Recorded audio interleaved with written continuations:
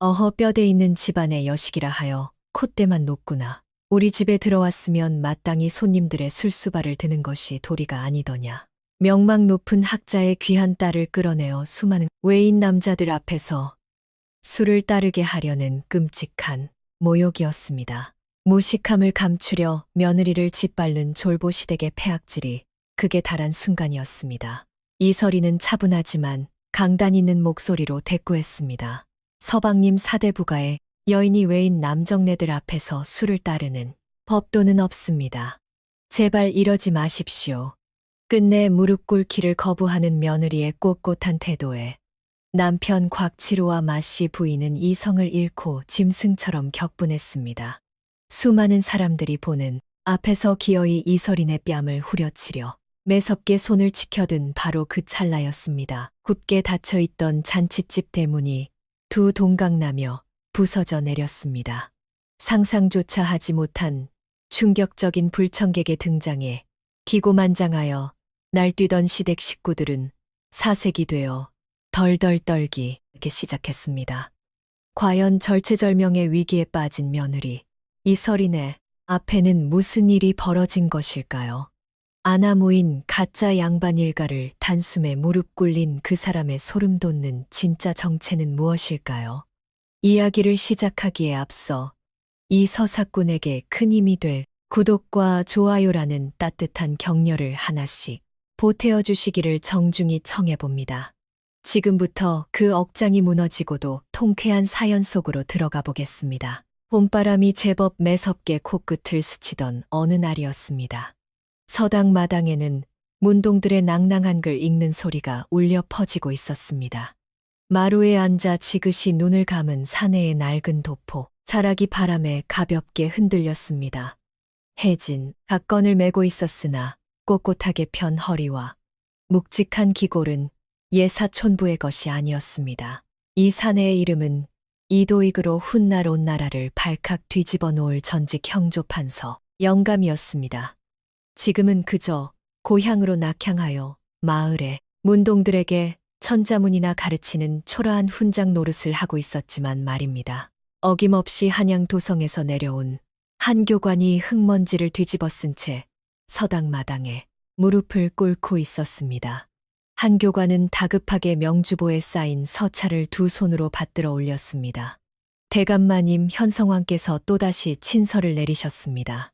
부디 궐로 돌아오시어 위태로운 형조를 맡아달라 간곡히 명하셨습니다. 하지만 이도익은 곁에 둔 낡은 빗자루를 집어들며 덤덤히 일어설 뿐이었습니다.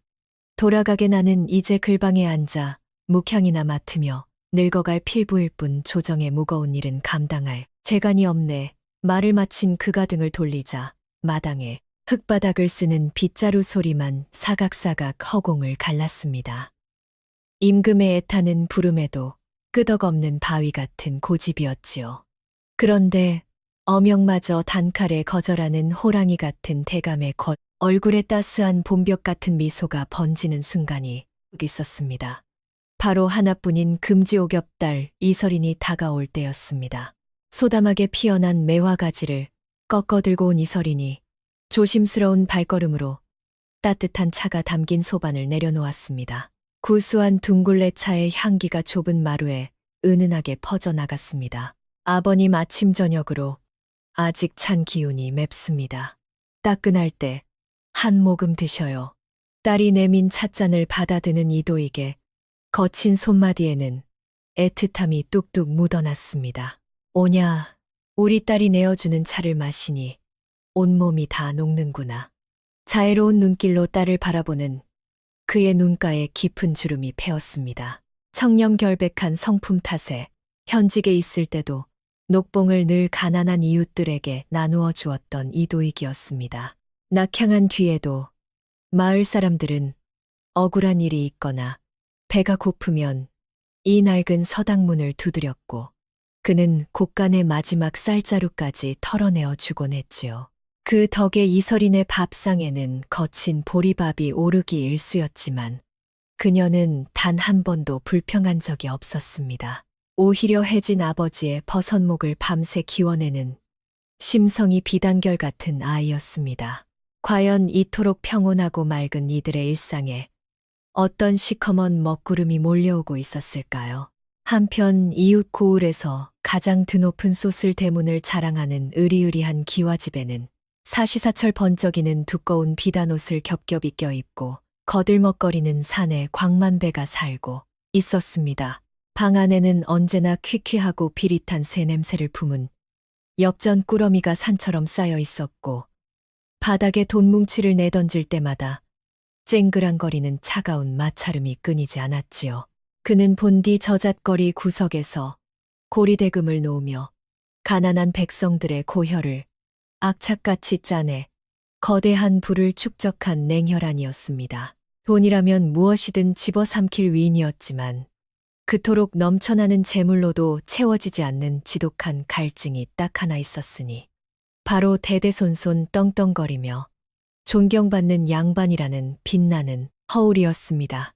광만배가 기름기가 번들거리는 뭉툭한 손가락으로 두툼한 책자 하나를 신경질적으로 넘기며 혀를 찼습니다.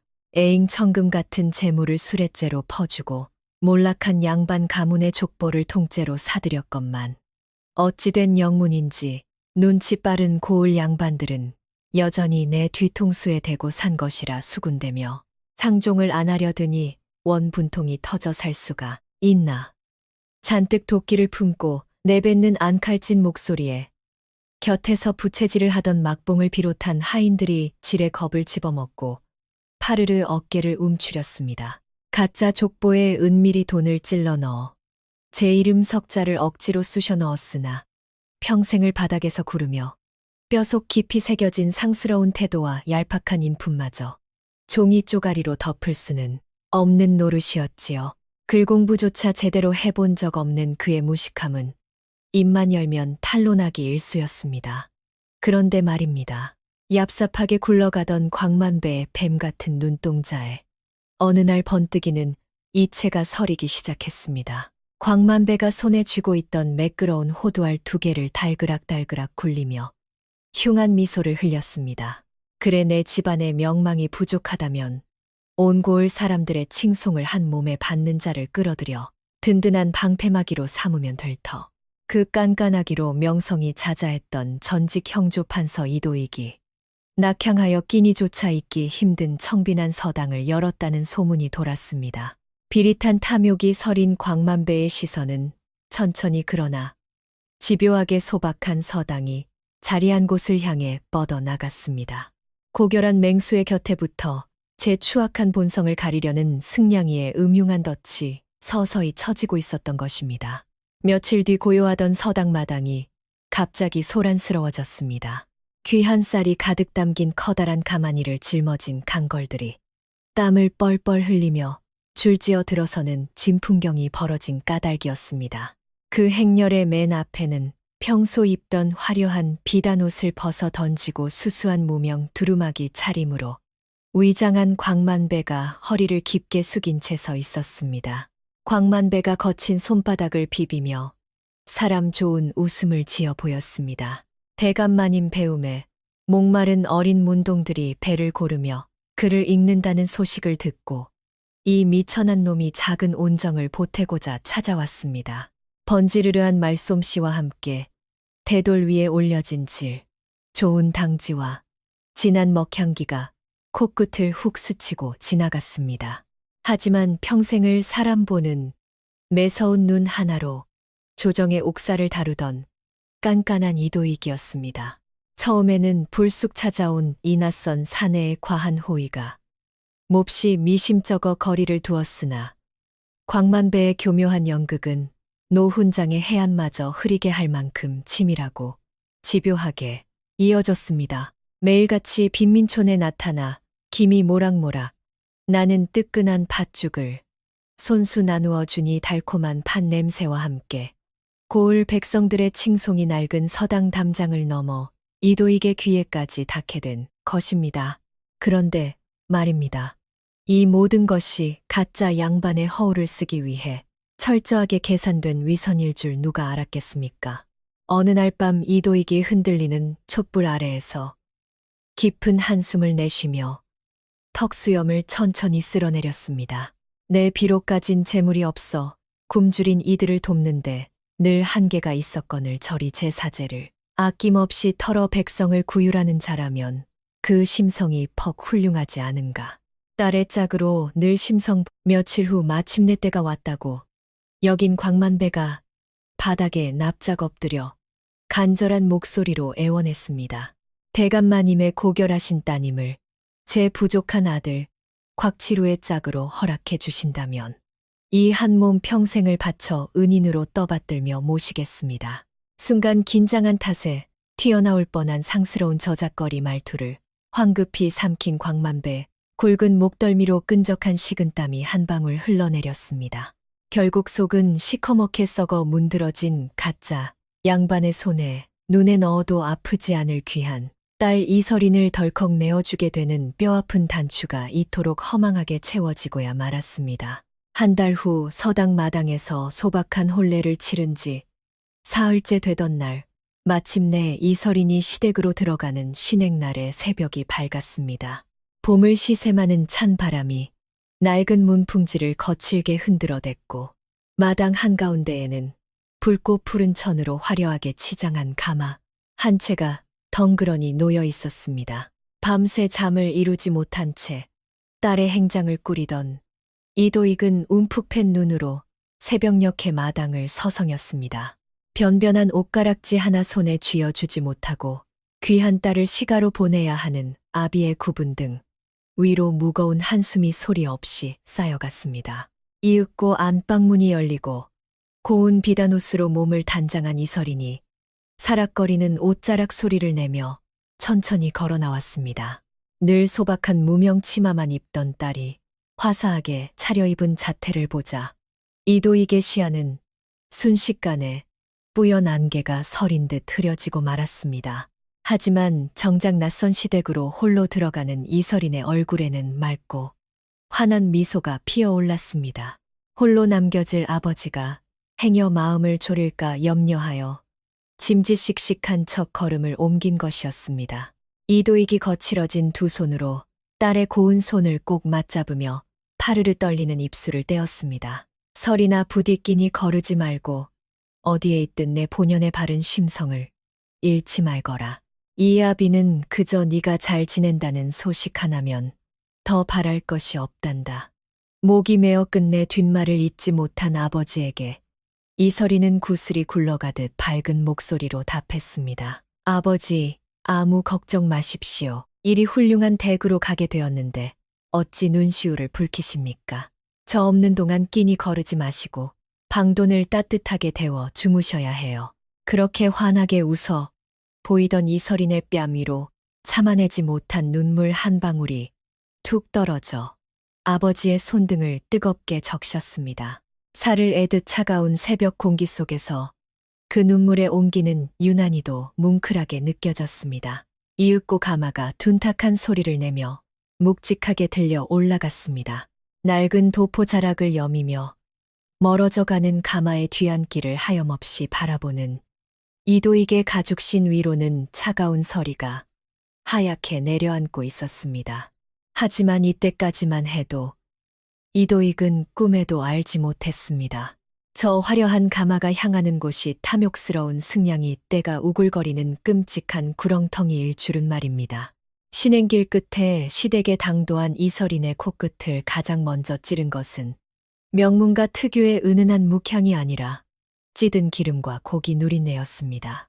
으리으리한 안채에 들어서자마자 눈이 부실 정도로 번쩍이는 금박 병풍 앞에는 마씨 부인이 다리를 비스듬히 벌린 채 거만하게 기대어 앉아 있었습니다.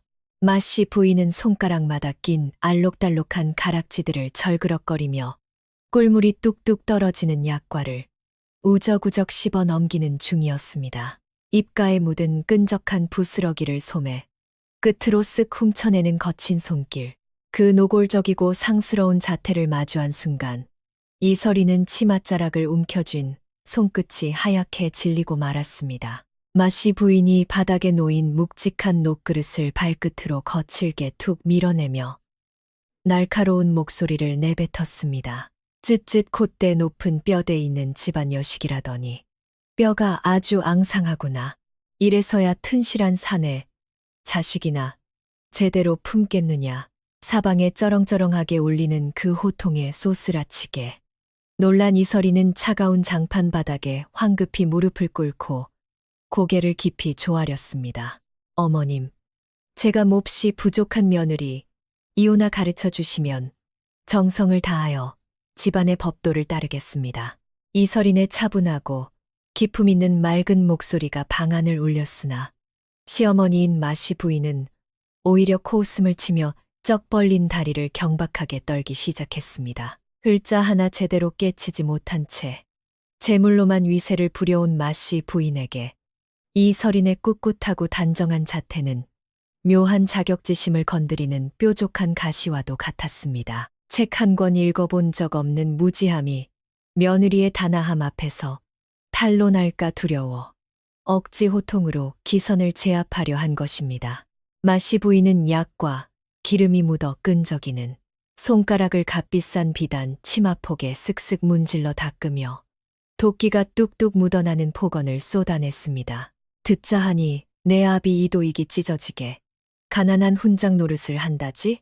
행여 우리 집안에 넘쳐나는 재물이나 훔쳐 친정에 퍼 나를 요량이라면 당장 다리 몽둥이를 분질러 놓을 터이니 그리 알 거라. 그런데 말입니다. 이설인의 숨통을 조이는 것은 억지스러운 시어머니의 포악함뿐만이 아니었습니다. 양반가의 고즈넉한 풍경 대신 밤낮 없이 곳간에 무거운 쇠자물쇠를 여닫는 날카로운 소리와 엽전 꾸러미가 부딪히는 쨍그랑거리는 소리만이 삭막한 집안을 가득 채우고 있었습니다. 글 읽는 소리 하나 없이 오직 돈 냄새와 탐욕으로만 번들거리는 이 낯선 풍경 속에서 이설이는 자신의 가냘픈 어깨를 짓누르는 거대한 어둠을 온몸으로 마주했습니다. 구수한 둥굴레차 향기가 감돌던 서당의 평화로운 툇마루가 뼈에 사무치도록 그리워지는 가혹한 시집살이의 첫날이 그렇게 차갑게 시작되고 있었습니다. 깊은 밤 차가운 달빛이 창호지 너머로 스며드는 안방이었습니다. 방 안에는 코를 찌르는 탁한 탁주 냄새와 함께 종이장 넘기는 신경질적인 소리만 바스락바스락 울려 퍼지고 있었지요.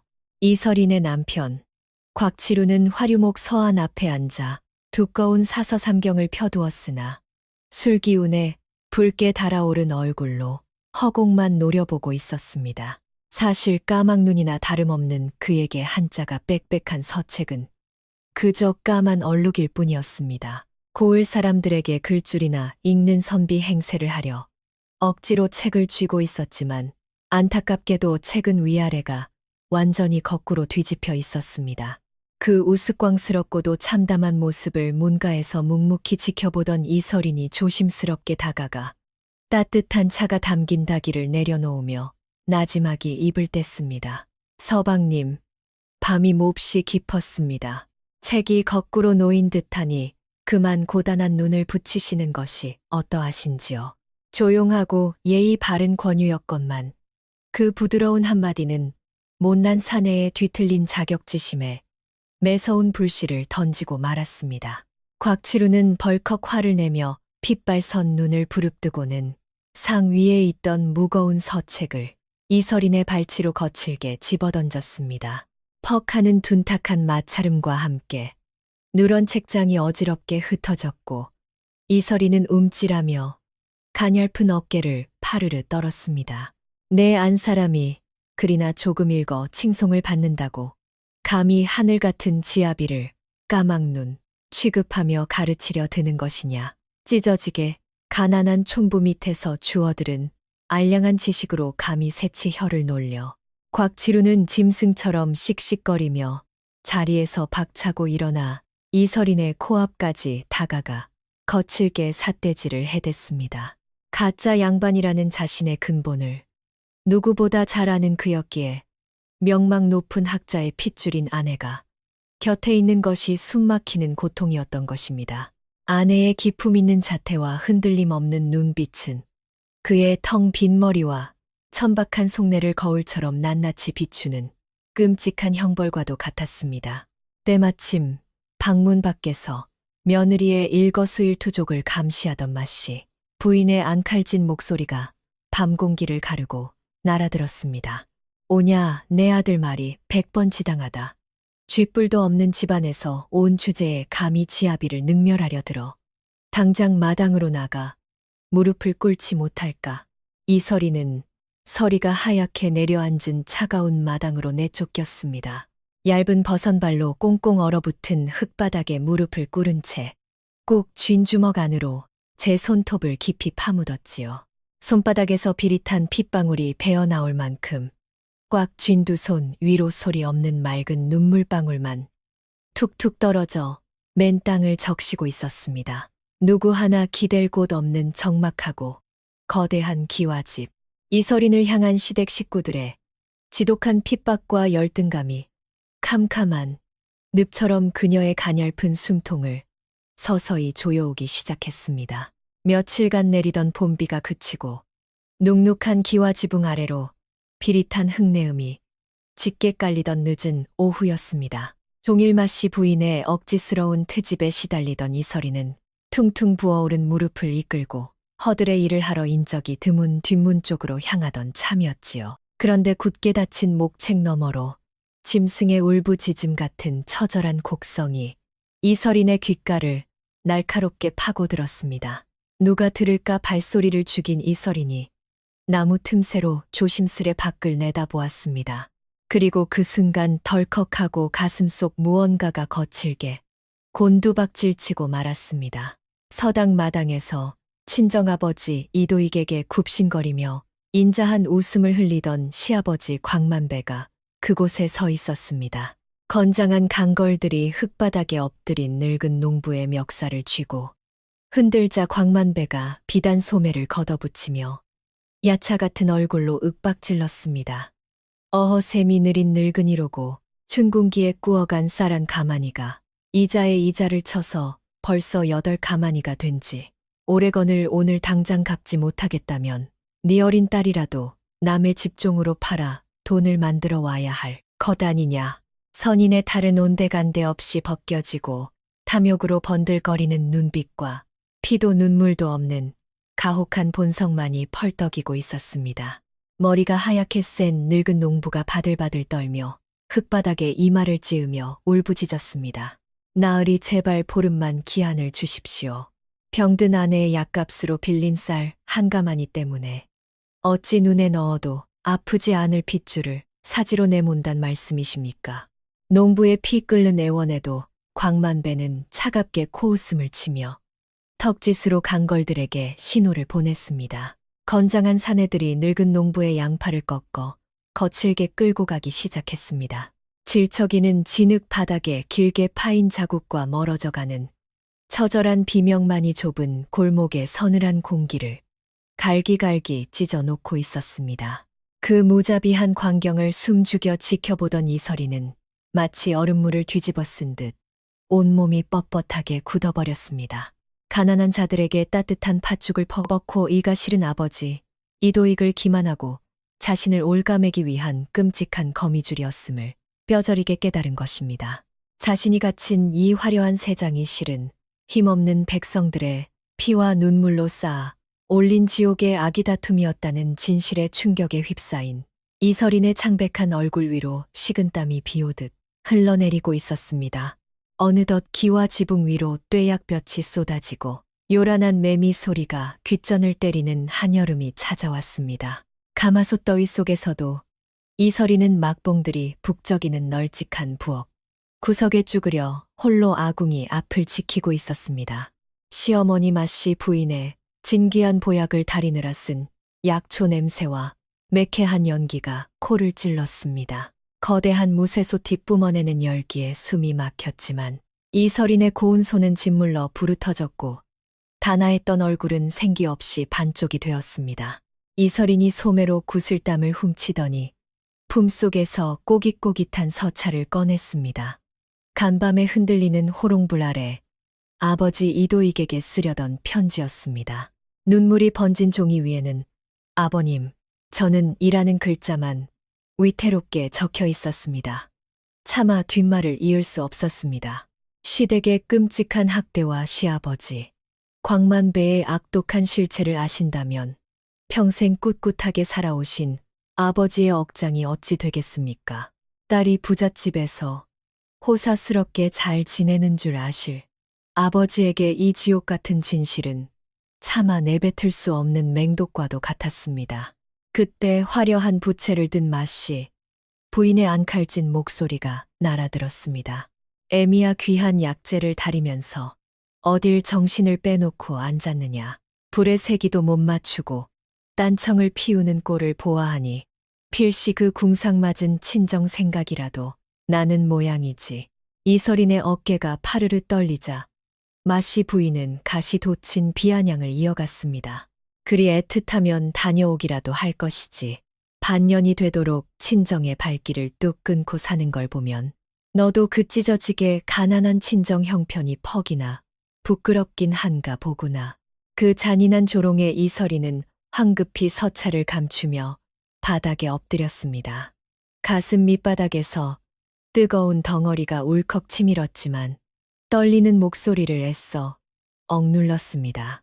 아닙니다. 어머니 약에 신경을 쏟느라 잠시 우둔했습니다. 용서해 주십시오. 이설이는 타오르는 붉은 불길 속으로 끝내 못다 쓴 편지를 남몰래 던져 넣었습니다. 파르르 타 들어가는 종이를 보며 아래 십수를 꽉 깨물었습니다. 매캐한 연기를 핑계 삼아 툭 떨어지는 눈물을 삼키는 이설인의 야윈 그림자만이 거대한 부엌 벽면 위에서 위태롭게 흔들리고 있었습니다. 쓸쓸한 가을바람이 낡은 서당의 문풍지를 흔들고 지나가는 밤이었습니다. 귀뚜라미 울음소리가 처마 밑을 파고들었지만 이도익은 안방 호롱불 아래 밤새 뒤척이며 좀처럼 잠을 이루지 못하고 있었지요. 시집간 지 반년이 넘도록 딸아이의 소식이 뚝 끊긴 탓이었습니다. 가난한 아비가 걱정할까봐 사소한 안부조차 빼놓지 않던 살가운 녀석이었습니다. 이도익이 자리에서 일어나 이설인이 쓰던 빈방의 문고리를 가만히 매만졌습니다. 싸늘하게 식은 방바닥을 손바닥으로 쓸어내리는 늙은 아비의 가슴 속으로 형체 없는 서늘한 불안감이 스멀스멀 기어오르고 있었습니다. 다음 날 아침 동이 트기가 무섭게 이도익은 낡은 갓을 고쳤었습니다. 딸 자식이 시댁에서 흠잡힐까 염려하여 단 한 번도 사돈 근처에 얼씬조차 하지 않던 그였습니다. 하지만 아비의 직감이란 핏줄을 타고 흐르는 법이 아니겠습니까? 이도익이 대돌 위에 놓인 대나무 지팡이를 꽉 움켜쥐었습니다. 지나가는 길에 들렀다. 핑계를 대면 사돈 양반도 문전박대야 하겠는가. 그저 우리 설인이 얼굴이나 한번 먼발치서 보고 오면 그만이다. 바싹 마른 입술을 축이며 길을 나선 이도익의 발걸음은 모래 주머니를 매단 듯 천근만큼 무거웠습니다. 반나절을 꼬박 걸어 도착한 광만배의 집 앞. 구름에 닿을 듯 높이 솟은 소슬대문 앞에는 험상궂은 막봉이 몽둥이를 들고 문지기 노릇을 하고 있었습니다. 흙먼지를 뒤집어 쓴 채 해진 도포 자락을 펄럭이며 다가오는 이도익의 초라한 행색은 번쩍이는 기와집의 위세와 너무도 이질적이었지요. 막봉이 이도익을 위아래로 훑어보며 퉁명스럽게 턱을 치켜들었습니다. 웬 거지, 영감이 남의 집, 대문 앞을 기웃거리는 게냐. 당장 썩 물러나지 못할까. 그 무례한 호통에 이도익은 묵묵히 지팡이로 땅을 짚으며 허리를 곧게 폈습니다. 나는 이 집 며느리, 아비 되는 사람이다. 고을을 지나던 차에 잠시 사돈 어른께 인사를 여쭈러 왔으니 어서 들어가 알리거라. 천박한 하인의 기세에 한치도 밀리지 않는 서슬, 퍼런 목소리였습니다. 낡은 집신을 신은 노인의 눈빛에서 뿜어져 나오는 범접할 수 없는 기백에 막봉과 하인들은 움찔 놀라 슬금슬금 뒷걸음질을 치기 시작했습니다. 드디어 굳게 닫혀있던 거대한 대문의 빗장이 서서히 풀리려 하고 있었습니다. 거대한 솥을 대문을 넘어 화려한 사랑채로 안내받은 이도익의 눈앞에 눈이 시리도록 번쩍이는 자개장이 펼쳐졌습니다. 방안을 가득 채운 진기한 향내음이 도리어 늙은 아비의 숨통을 답답하게 짓누르고 있었지요. 얼마 지나지 않아 묵직한 미닫이 문이 열리며 이설인이 조심스레 들어섰습니다. 아, 아버지, 어찌 여기까지 먼 길을 하셨습니까? 애써 입꼬리를 올려 미소 짓는 딸의 맑은 목소리는 말은 가을 낙엽처럼 파르르 떨리고 있었습니다. 이도익은 그 자리에 밝힌 듯 서서 단 한 걸음도 떼지 못한 채 망연자실하게 멈춰섰다. 한때 보름달처럼 탐스러웠던 이설인의 두 뺨은 움푹 파여 뼈의 윤곽이 그대로 드러나 있었고 은하수처럼 빛나던 눈동자는 생기를 잃은 채 어둡게 가라앉아 있었다. 떨리는 손을 뻗어 딸의 손목을 움켜잡았으나 이도익의 턱끝은 경련하듯 딱딱하게 굳어졌다. 화사한 비단 옷자락 아래 숨겨진 메마른 뼈마디와 투박하게 밝힌 굳은 살의 촉감이 날카로운 칼날이 되어 아비의 심장 한가운데를 사정없이 헤집어 놓았다. 이설인의 커다란 눈망울에서 굵은 눈물방울이 툭 떨어져 바닥을 적셨지만 그녀는 황급히 옷소매로 눈가를 훔치며 그저 아버지를 뵙게 되어 반가운 마음에 흘리는 땀방울일 뿐이라며 억지 미소를 지었다. 바로 그 순간 사랑채 대청마루를 쿵쿵 울리는 거만한 발걸음 소리와 함께 광만배가 비릿한 웃음을 머금고 모습을 드러냈다.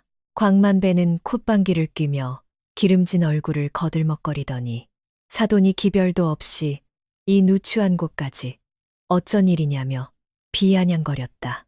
이도익은 끓어오르는 울분을 간신히 억누르며 정중하게 고개를 숙였다. 사돈 어르신 보아하니 아이의 안색이 너무나 창백하여 아비된 도리로 걱정이 큽니다. 부디 며칠만이라도 친정에 머물며 기력을 보충할 수 있도록 허락해 주시겠습니까? 제 핏줄을 불쌍히 여겨달라는 간절한 청이었으나 광만배의 얼굴에 드리워져 있던 가증스러운 미소는 순식간에 흉측하게 일그러졌다. 참으로 가당치도 않은 소리를 하십니다. 시집을 왔으면 이미 남의 집 사람이거늘 이제 뼈를 묻어도 우리 집안 귀신이 되어야 마땅한 법이오.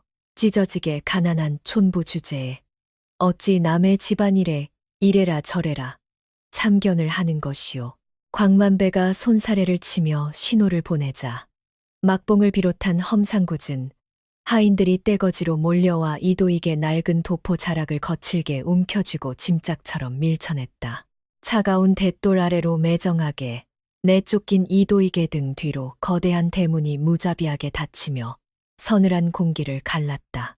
달빛조차 차갑게 느껴지는 깊은 밤이었다. 서당의 비좁은 방 안에는 숨소리조차 들리지 않는 무거운 정적만이 가득 내려앉아 있었다. 이도익은 밤이 깊어가도록 등불조차 켜지 않은 채 낡은 책상 앞에 꼿꼿이 앉아 미동도 하지 않았다. 낮에 광만배의 집 돛돌 아래로 짐짝처럼 내쳐지던 순간에 겪은 뼈아픈 수모는 이미 안중에도 없었다. 어둠 속에서 끊임없이 아른거리는 것은 화려한 비단옷 속에 감춰져 말라가던 딸아이의 창백한 손목뿐이었다. 딸의 핏기 없는 얼굴을 떠올릴 때마다 무릎 위에 놓인 이도익의 두 주먹은 뼈마디가 하얗게 질리다 못해 바들바들 떨리고 있었다. 그때 방문 밖에서 바스락거리는 집신 소리와 함께 나지막한 목소리가 들려왔다. 스승님, 저희가 왔습니다.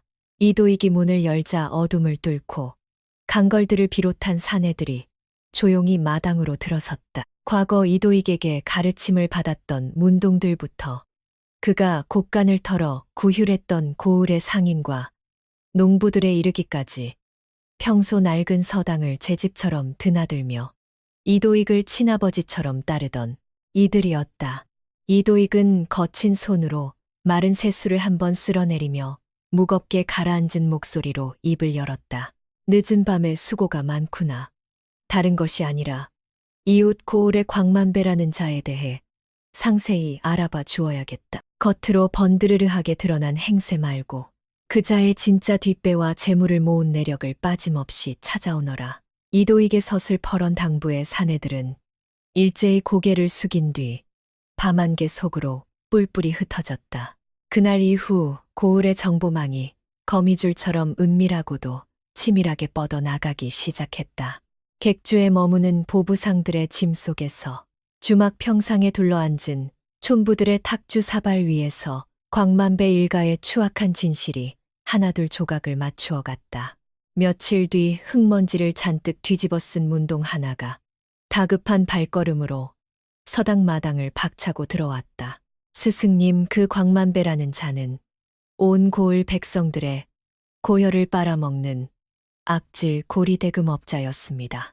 게다가 더 끔찍한 것은 그가 양반 행세를 하기 위해 몰락한 가문의 족보를 거금으로 사들인 가짜라는 소문이 파다합니다.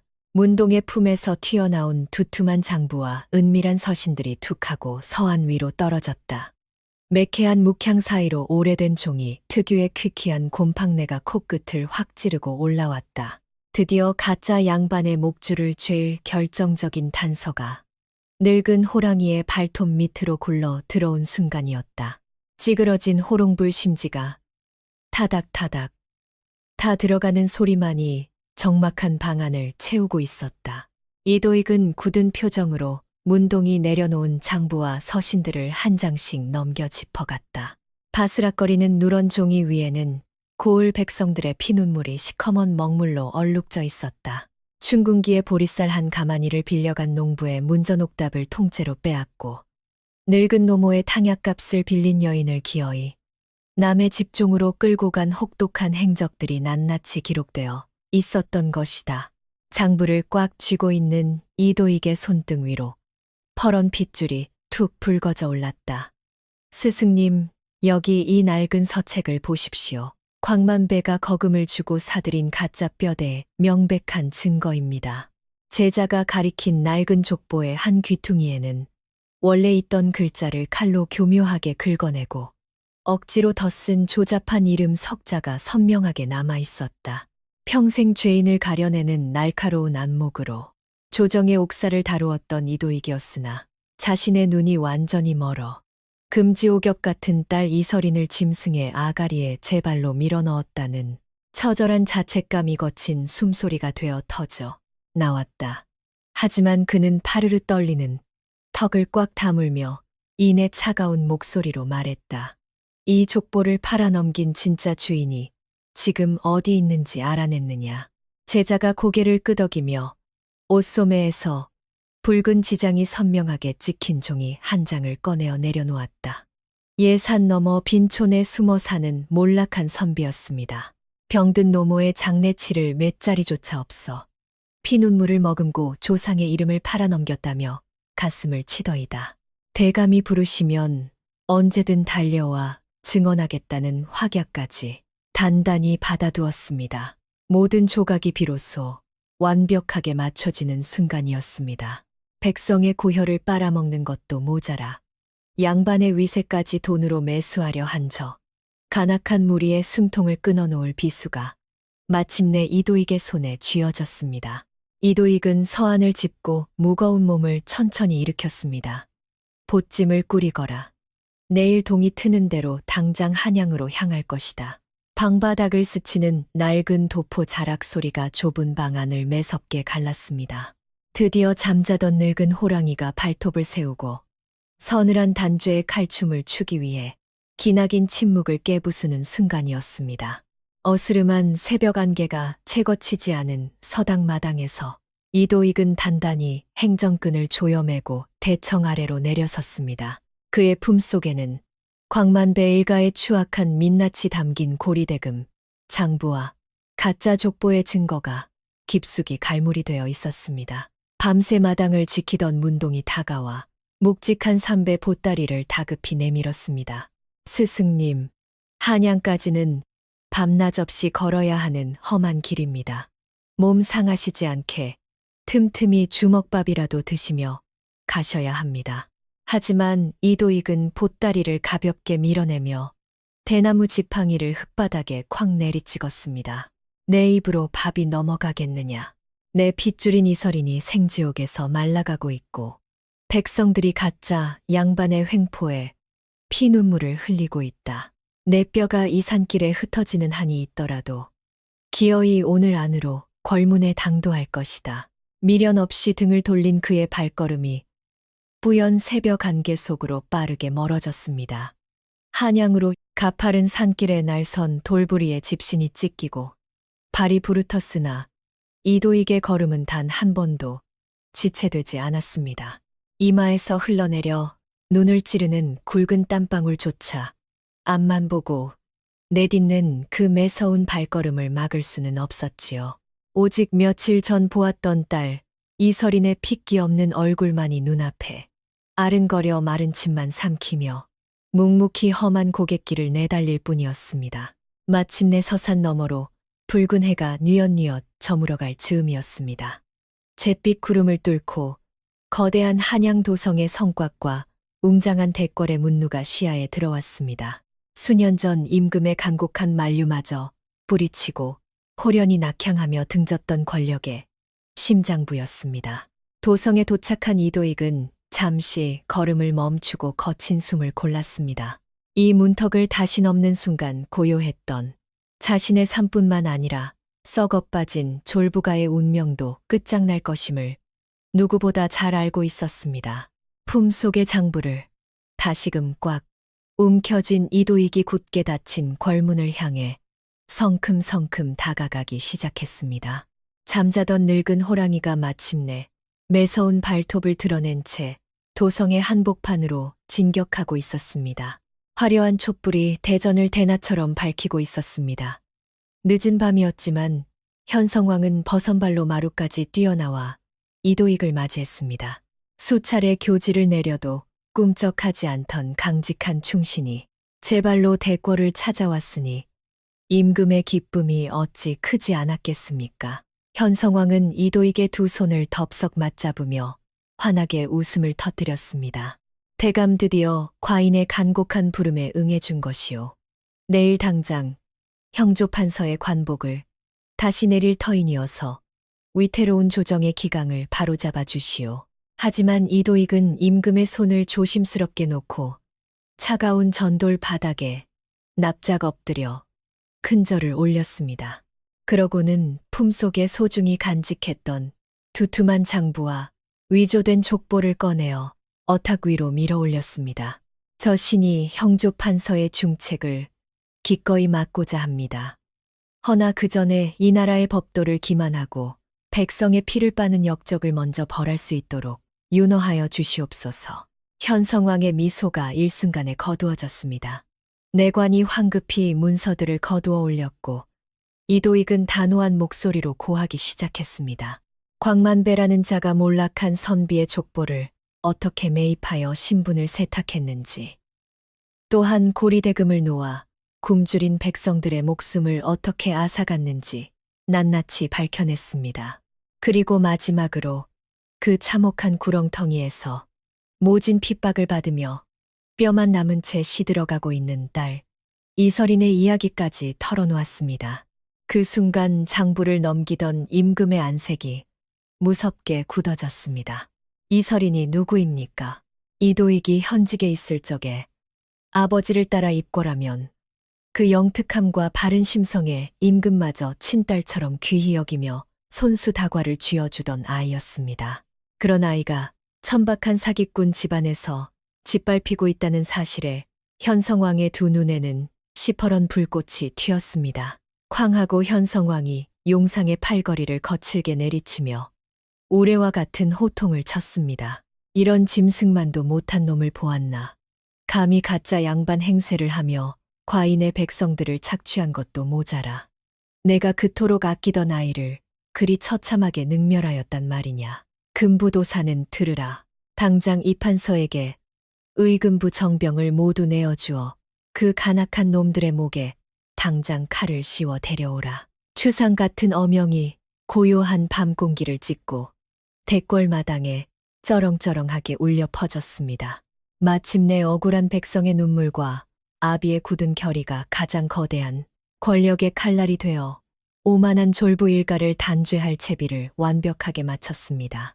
한양 대궐에서 서늘한 비바람이 예고된 줄은 꿈에도 모른 채 광만배의 으리으리한 기와집에서는 요란한 풍악 소리가 밤하늘을 찌를 듯 울려 퍼지고 있었습니다.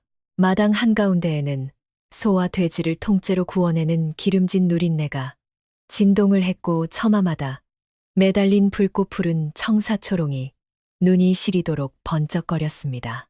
가짜 양반의 탈을 쓴 광만배가 제 가문의 위세를 과시하고자 고을 사또와 유력자들을 모조리 불러 모아 성대한 돈잔치를 벌인 참이었습니다. 기생들의 교태로운 웃음소리가 끊이지 않는 상석에서 광만배가 번들거리는 은잔에 술을 가득 채우며 거들먹거렸습니다. 사또 영감, 우리 가문이 본디 대대로 덕을 쌓아온 뼈대 깊은 양반가 아니겠습니까? 이깟 잔치쯤이야 우리 집안의 재력에 비하면 그저 먼지 한 줌에 불과할 뿐이니 부디 밤이 새도록 흠뻑 취해보십시오. 취해보십시오. 입가에 술기운을 잔뜩 묻힌 채 허세를 부리는 광만배의 목소리에는 감출 수 없는 천박함이 서려 있었습니다. 화려한 연회장 한 구석에서는 금방이라도 쓰러질 듯 위태로운 그림자 하나가 휘청거리고 있었습니다. 가냘픈 어깨가 끊어질 듯 묵직한 탁주 항악리를 나르던 이설인이었습니다. 뼈만 남은 가느다란 두 팔로 제 몸집만 한 항아리를 끌어안고 있는 탓에 그녀의 창백한 이마에서는 식은땀이 비오듯 흘러내렸습니다. 그때 짐이 무거워 비틀거리던 이설인의 신발 끝이 대돌 모서리에 걸리고 말았습니다. 흠칫 중심을 잃은 찰나 항아리 밖으로 맑은 술 몇 방울이 찰랑거리며 흙바닥에 떨어졌습니다. 그 찰나를 놓치지 않은 마씨 부인이 화려한 치맛자락을 거칠게 펄럭이며 다가와 날카롭게 쏘아붙였습니다. 에이 칠칠치 못한 것. 귀한 손님들을 모신 잔칫날에 어디 감히 재수없게 술을 엎지르는 게냐. 명망 높은 훈장 이도에게 핏줄이라. 유세하더니 하는 짓거리는 영락없는 저작거리 천것이로다. 당장 저리 물러나지 못할까. 모진 호통에 이설이는 차가운 마당 구석으로 쫓겨나 파르르 떨리는 아래 십수를 꽉 깨물어야만 했습니다. 기름진 고기 안주를 씹어 넘기며 며느리를 조롱하는 졸부 일가의 기세는 그야말로 하늘을 찌를 듯 등등했습니다. 하지만 그들은 짐작조차 하지 못했습니다. 자신들이 뽐내는 이 화려한 돈 잔치가 스스로의 무덤을 파는 최후의 만찬이라는 사실을 말입니다. 더 멀리 칠흑 같은 어둠이 깔린 고갯마루를 뒤흔드는 묵직한 말발굽 소리가 시시각각 거대한 기와집을 향해 좁혀오고 있었습니다. 잔치 분위기가 무르익고 탁주 냄새가 마당에 짙게 깔릴 무렵이었습니다. 잔뜩 술에 취해 얼굴이 붉게 달아오른 곽치루가 비틀거리며 마당 구석에 웅크리고 있던 이설인의 손목을 낚아채어 상석 한가운데로 거칠게 끌고 나왔습니다. 고을 사또와 유력자들의 시선이 일제히 창백한 이설인에게로 쏠렸습니다. 곽치루가 빈 술잔을 이설인의 발치에 툭 던지며 비아냥거렸습니다. 어허 뼈대 있는 집안 여식이라 콧대만 높았지 시댁에 들어왔으면 응당 손님들 수발을 드는 것이 도리가 아니더냐. 어서 사또 영감과 손님들께 이 잔을 채워 올리지 못할까. 그것은 명백하고도 끔찍한 모욕이었습니다. 부녀자가 외관 남자들이 가득한 술자리에서 직접 술을 따르는 것은 기생이나 하녀들에게나 시키는 천박한 짓이었기 때문입니다. 명망 높은 학자의 딸을 제지파인처럼 부리며 얄팍한 돈으로 양반의 기계를 짓밟아 버리려는 졸부 일가의 뒤틀린 열등감이 폭발한 순간이었습니다. 하지만 이설이는 파르르 떨리는 두 손을 치맛자락 속에 꽉 감춘 채 꼿꼿하게 고개를 들었습니다. 서방님 사대부가의 여인이 외관 남정네들 앞에서 술을 따르는 법도는 어디에도 없습니다. 제발 이러지 마십시오. 정중하지만 단호한 거절이었습니다. 그 한마디에 곽치루는 제 텅 빈 머리와 천박한 근본이 만천하에 까발려진 듯한 끔찍한 수치심에 휩싸였습니다. 상석에 앉아 이를 흥미롭게 지켜보던 마씨 부인이 부채로 무릎을 치며 안칼지게 거들었습니다. 뭐냐, 내가 아직도 정신을 못 차리고 네에 비해 가당치 않은 학문 타령이냐. 내 오늘 저 잘난 입술을 찢어놓고야 말 테다. 격분한 곽치루가 짐승처럼 씩씩거리며 이설인을 향해 달려들었습니다. 곽치루는 이설인을 향해 거칠게 손을 치켜들었습니다. 눈앞으로 날아드는 매서운 손길에 이설인이 공포에 질려 두 눈을 질끈 감은 바로 그 찰나였습니다. 쾅하는 소리와 함께 마치 벼락이 내리꽂히는 듯한 엄청난 굉음이 잔칫집의 요란한 풍악 소리를 단숨에 집어삼켰습니다. 사람들의 시선이 일제히 소리가 난 곳을 향했습니다. 굳게 닫혀있던 육중한 소슬 대문이 두 동강이 난 채 흙바닥으로 곤두박질치며 벌건 흙먼지를 거칠게 뿜어내고 있었습니다. 두 동강이 난 소슬 대문 위로 쇠 구두발 소리가 벼락처럼 울리더니 시퍼런 창검을 꼬아 쥐의금부 나장들이 폭풍처럼 마당으로 들이닥쳤습니다. 꼼짝 마라. 한 놈이라도 도망치면 그 자리에서 목을 칠 것이다. 저렁저렁한 호통 소리와 함께 수십 명의 나장들이 순식간에 잔칫집을 겹겹이 포위했습니다. 하늘을 찌를 듯 번쩍이던 청사초롱 불빛 아래로 서늘한 칼날의 은빛이 번뜩이자 요란했던 풍악 소리는 일순간 죽음 같은 정적으로 뒤바뀌고 말았습니다. 상석에서 기생의 무릎을 베고 들먹거리던 고을 사또는 사색이 되어 들고 있던 은잔을 쨍그랑 떨어뜨렸고 잔치상을 채우던 양반네들은 바들바들 떨며 흙바닥에 납작 엎드리기 바빴습니다. 오직 상황 파악을 하지 못한 광만배만이 빳빳하게 고개를 든 채 앞으로 나섰습니다. 그는 기름진 입술을 닦아내며 속으로는 당황했으나 겉으로는 어쭙지 않은 양반의 위세를 부리려 애를 썼습니다. 어허, 무지한 것들이로구나. 이 댁이 어떤 가문인 줄 알고 감히 이 무례를 범하는 것이냐. 내 고을 사또 영감과도 각별한 사인이 노여움을 푸시고 내어주는 노잣돈이나 두둑이 챙겨 돌아가거라. 광만배가 은근슬쩍 품속에서 무거운 엽전 꾸러미를 꺼내 흔들어 보였지만 나장들의 표정은 얼음장처럼 차가웠습니다. 그들은 광만배의 천박한 뇌물을 벌레 보듯 무시한 채 일제히 들고 있던 창검의 자루를 흙바닥에 쿵 하고 내리찍었습니다. 그 압도적인 기세에 광만배는 그제야 다리가 풀려 털썩 주저앉고 말았습니다. 이설인을 모욕하려 손을 치켜들었던 곽치루 역시 새파랗게 질린 얼굴로 뒷걸음질을 치다 대돌 아래로 꼴사납게 굴러떨어졌습니다. 마루 위에서 호통을 치던 마씨 부인은 사시나무 떨듯 떨며 화려한 치맛자락을 뒤집어 쓰고 방구석으로 기어들어가기 바빴습니다. 바로 그때였습니다.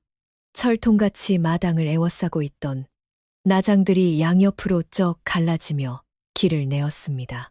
칠흑 같은 어둠이 내려앉은 소슬 대문 너머에서 무겁고도 기품 있는 발걸음 소리가 천천히 잔칫집 마당을 향해 다가오고 있었지요. 악당들의 심통을 조여오는 거대한 위압감이 밤 공기를 무섭게 짓누르기 시작했습니다.